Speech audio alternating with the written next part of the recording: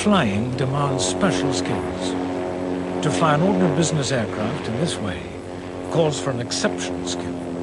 It has made Bob Hoover a legend among pilots.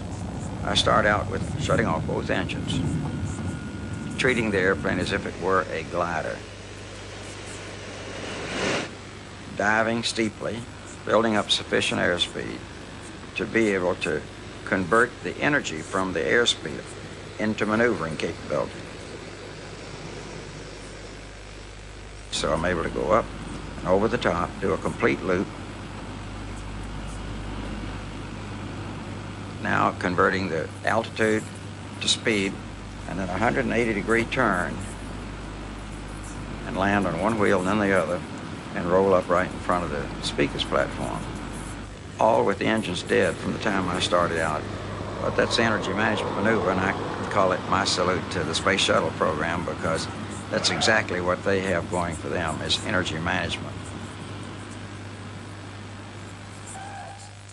I don't think I possess any skill that anyone else doesn't have. I've just had perhaps more of an opportunity, more of an exposure, and have been fortunate enough to survive a lot of situations that many others weren't quite so lucky to have made it. It's not how close you get to the ground, but how precise can you fly the airplane.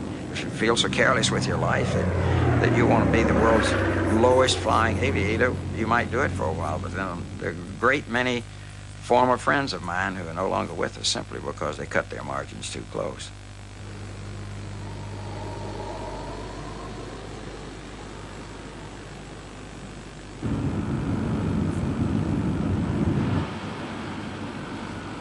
I had Secretary of the Air Force, Gene Sukert, in the co-pilot seat, and he had the aft part of the airplane filled with generals, and he said, "Bob, can the airplane be rolled?" And I said, "Yes, sir."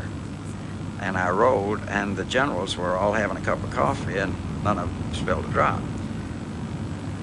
And then I got so bold as to think that maybe I could even pour iced tea.